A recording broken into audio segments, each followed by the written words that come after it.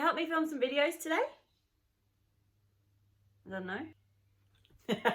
Hey guys, welcome back to my channel and another video. If you are new here, my name is Nicole and I make bookish related content once a week. However, at the moment I do have some bonus videos going up. So I am posting Monday and Thursday night just for this week and then next week, and then we'll go back to once a week. Today's video is my January TBR.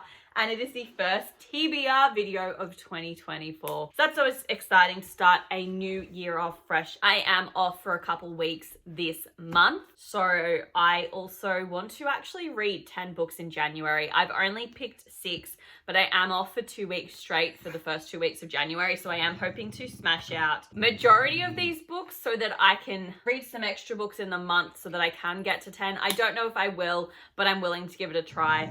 But I am just pretty excited to give these books a read. Some of them are on my list of the 24 books I want to read in 2024. And then one of them is also on my book series I want to read this year list as well. Those 2 videos are going to be coming, not next week, but the 2 weeks following that, they will be up, both of them. But let's just get straight into this TBR video. So the first book that I have put on the list is by Rick Riordan, and it is the Heroes of Olympus series, and it's the first novel, The Lost Hero. It's basically a follow-on from the Percy Jackson series, is my understanding. I have read the Percy Jackson series back in 2022. So when I checked out Rick Riordan's website, he said the Heroes of Olympus was the next book series to be read after Percy Jackson. So that's why I'm reading it. We basically, I think, just like not continue on the story of Percy Jackson, but it's set in the same world. We focus on 3 new characters, 3 new heroes. I know we've got Jason and potentially Juno. I don't know if Juno is a god or another demigod or what the goal is. I also can't remember if Jason is perhaps related to Percy somehow. I'm not too sure. They're all probably related somehow. And we basically have one missing demigod and a curse that threatens them all. So this is just the first book in the series, like I said. I'm not too sure what's happening, what's going on, but I'm just planning to read this one this month just to get it started so that I will finish the other books because they're kind of like thick ones. This is 500 pages. So I think we focus on Piper and Leo as well because I've just seen it looks like their point of view. So maybe we don't, maybe Juno's a god or something. I don't know.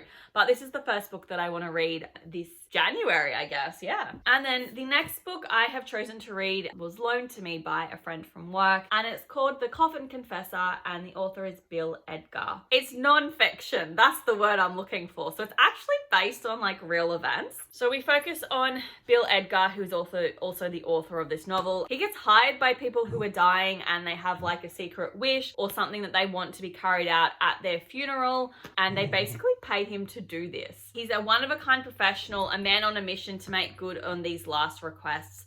And this is just basically the story on how he became the Coffin Confessor. I've been told 1 or 2 of the stories and it sounds really cool because from memory, it looks like there was this guy who was dying of cancer and his best mate was basically having an affair with his wife or trying to. And the guy dying of cancer knew it was happening, but there was nothing he could do. So he basically hires Bill to call his best mate out at his funeral.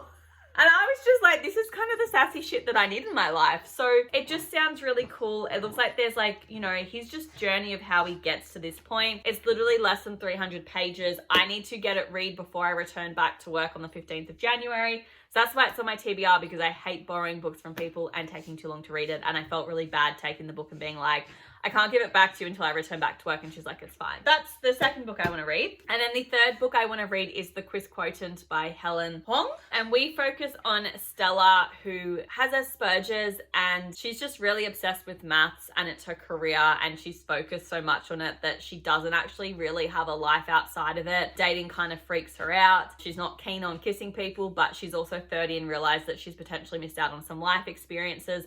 So she hires a male escort by the name of Michael Fan and basically just asks him to take her on dates, teach her how to love, to kiss, all of that stuff. And I guess the lines between like fake dating probably become a little bit blurred and she probably develops a bit of a crush on him. I hope he returns it. but this sounds like a really cute, fun read, and that's why I've picked it for this month. And it's also one of the 24 books I want to read in 2024. And then fourth book I've decided to pick up this month is If the Shoe Fits by Julie Murphy. This is basically a reimagining of Cinderella. Now, if you have seen my 2024 reading goals and the Taylor Swift reading challenge that I'm doing this year, that challenge just basically focuses on all of Taylor Swift's 10 albums, and there's a reading prompt for each album. And for the Fearless one, you basically had to do a retelling. I had actually picked out a dark other kind of novel. It was a sequel to Hooked called Scarred. It was like Beauty and the Beast reimagining, but quite dark. It's like criminal underbelly, and I just wasn't vibing that. And then I was doing my 24 books I want to read in 2024 video, and I read the blurb of this, and it's basically a really cool reimagining of Cinderella, and I went, no, this is perfect. This will fit that prompt better.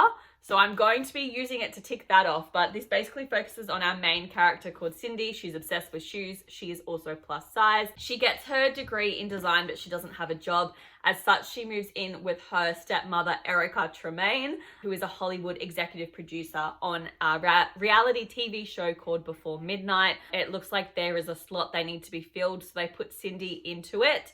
And she basically becomes an overnight sensation just because she's the only plus size woman on TV in this reality show. And also because she's going to be a bit of a body positive icon. And then she also sort of turns to fall in love with Prince Charming as well.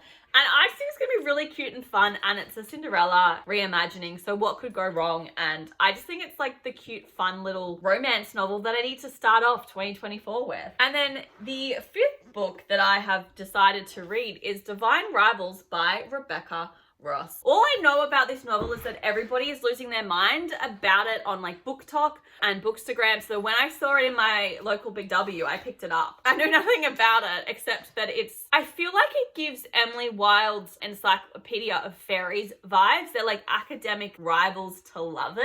Oh, they're two rival journalists. They find love through a magical connection. There's gods in this. After a century of sleep, the gods are warring again. Expelled in the middle of a mystical war, magical typewriters in tow, can Iris and Roman's unlikely bond withstand the fight for the fate of mankind and most importantly love? This sounds cool. And then I think the sequel Ruthless Vows has also come out. I haven't seen it anywhere in Australia, but everyone's just really enjoying this book, so I've decided to pick it up. It's like 350 odd pages, so a nice quick easy read. It looks like a really quite thin fun fantasy novel, so I'm going to pick this one up, and if I enjoy it, you best believe I'll be picking up the sequel wherever I can find it. And then the sixth and final book that I want to read in the month of January is You Had Me at Halloumi by Ginger Jones. I've had this book on my shelf since 2022. There's a barcode on it that says the 2nd of the 9th, 2022. So that's why this is on my list. I have said this before in previous TBRs, but if you haven't watched any of them, I really like to have an even mixed balance of contemporary and fantasy novels. I find that fantasies are a little bit harder for me to read at the moment. I do struggle with them a little bit. So to make that easier for myself, I do like to kind of go fantasy novel, contemporary novel, fantasy novel, contemporary novel, just because I need the break between the fantasy novels to continue reading them and so that I don't go in any slumps. So I basically just needed to pick what I thought was going to be a little thin and potentially fun contemporary novel. And look, it's only 390 pages. It looks like a fun summer read, and we're currently in summer in Australia,